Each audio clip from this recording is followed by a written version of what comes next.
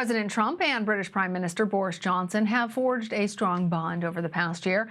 But what will happen if former Vice President Joe Biden is elected this fall? Simon Bates breaks it all down in this week's edition of London Calling. Two countries separated by a common language, said George Bernard Shaw. And maybe he was right. But look at these two leaders together, our Prime Minister Boris Johnson with your President, like a couple of old pals. Which got me thinking, what will happen if Senator Joe Biden wins your presidential election and Prime Minister Johnson loses his bestest friend in Washington? The answer's simple.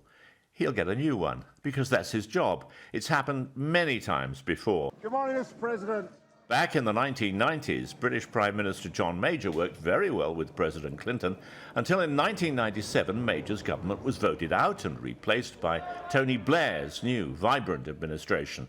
A close and strong personal friendship developed immediately with President Clinton, so much so that when George W. Bush took over in 2001, many British commentators wondered what Prime Minister Blair would do. I'll tell you what he did.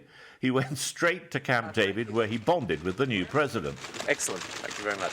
And much to everyone's surprise, these two very different people started working very closely together. Tony Blair even famously followed President Bush into the war with Iraq.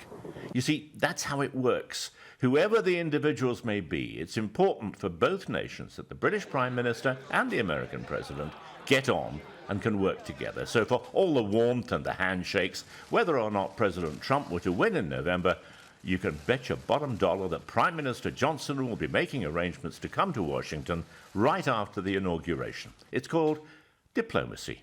And after all, isn't diplomacy just the art of letting someone else have your own way?